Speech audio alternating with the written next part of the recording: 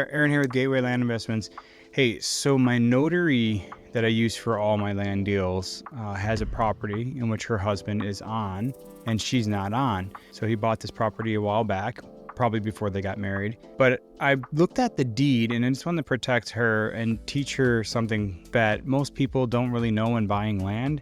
The importance of having the right verbiage on a deed is going to save you lots of money in the future if one of the two parties on the deed, or if the person that's on the deed passes away and it's your husband or wife. It'll save you a lot of time and money to not actually have to go through probate. So I just want to talk about a couple things. First is what joint tenants in common is, right? Like joint tenants with rights of survivorship, or just, joint tenants without any specific survivorship. So in short, make sure if you own a piece of property that you have someone on the deed along with you. Putting your name on the deed along the side of her or him is very important in itself. So it's just an easy transfer. Sometimes you can put things into trust and sometimes you can will it over. So that's still going through probate to get it all taken care of and putting it into your name. Now, the verbiage you want to look for is anything that says right to survivorship. It could be joint tenants with the right of survivorship, which means then each person owns equal shares. But if one person passes away, then their share automatically gets transferred over to the other party that's on the deed. Or if there's multiple parties, it gets obviously split between there. So in short, that person just falls off. People that are on the deed will actually get the property. So if it's tenants in common, which is an equal share of the property or 50-50, when the person dies, the share goes to their estate or heirs as it's directed by their will or stated law, not automatically like the survivorship, right of survivorship. So if you have a will, then it goes to the heirs. And the last one is joint tenants. Some states that treat joint tenants as an automatic, including the right of survivorship, while others require it to be typically written as joint tenants with the right of survivorship. It all depends on which states you're in and how they treat that verbiage. If the survivorship isn't specified, then the courts may default to tenants in common, meaning that the deceased share passes to their estate.